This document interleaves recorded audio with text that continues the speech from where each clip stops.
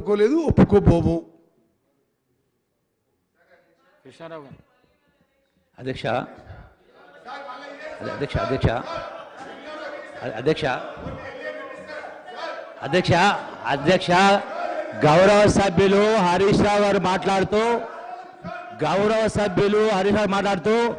నేను శాసనసభకు రాజీనామా చేస్తాను అధ్యక్ష. నేను కూడా చేస్తాను అధ్యక్ష. నా ప్రశ్నకు సమాధానం చెప్తే అది వాస్తవైతే నేను కూడా చేస్తాను అధ్యక్ష. సమాధానం దాట వేస్తా ఉన్నారు అధ్యక్ష. అధ్యక్ష ప్లీజ్ 2 minutes అధ్యక్ష. ఇప్పుడు అశ్వత్థామ అతహ అని గట్టిగా మాట్లాడి కుంజరహ అంటే అర్థమే మారిపోతుంది. కృష్ణా జలాలకు సంబంధించి మరి ఛాలెంజ్ దేనిపైన? కృష్ణా జలాలకు సంబంధించి మేము అన్ని సక్రమంగా చేసినాము, మేము తెలంగాణ రైత నష్ట కార్యక్రమం చేయలేని మాట మాట్లాడారు.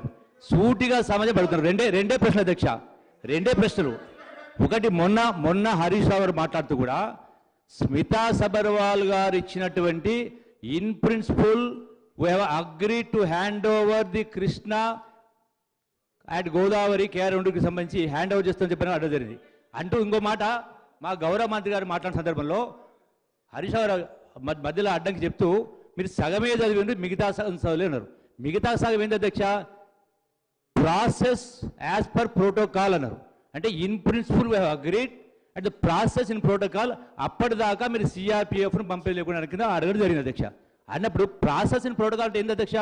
అంటే హ్యాండ్ ఓవర్ చేసే ప్రాసెస్ ప్రోటోకాల్ ప్రకారం ఒకటి. రెండవది అధ్యక్ష, బేసిక్ పాయింట్ మీకు రాష్ట్ర విభజన చట్టంలో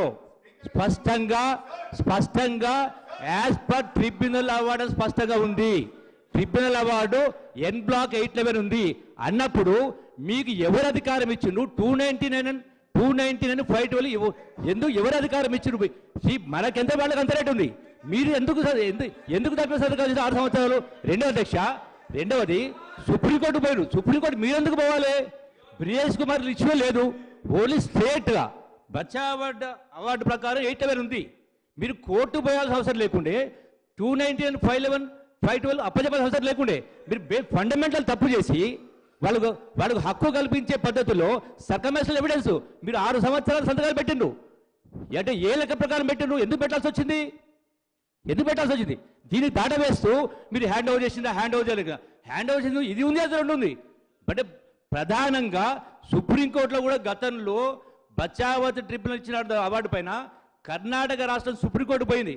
సుప్రీంకోర్టు కూడా N Block అలాట్మెంటే not even as per project wise కూడా యూటిలిటీ కన్సిడర్ చేయవద్దని స్పష్టంగా ఉంది అధ్యక్ష. మీరు ఇంత ఉన్నప్పుడు మీకు ఏం కొంప మురిగిందని చెప్పని మీరు సంతకాలు పెట్టిన వాళ్ళకు ఎందుకు పెట్టాల్సి వచ్చింది? ఏం జరిగింటే జరుగుతుండే. ఇది బేసిక్ పాయింట్. ఇది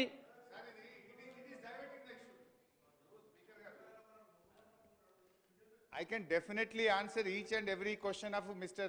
గౌరవనీయులైనటువంటి జూపల్లి కృష్ణారావు గారు. కానీ నా ప్రాబ్లం ఏమైతుందంటే నేను PPT మీద మాట్లాడాలన్నా, ఈ మధ్యలో లేచే మంత్రులకు సమాధానం ఇవ్వాలన్నా. ఇప్పుడు జూపల్లి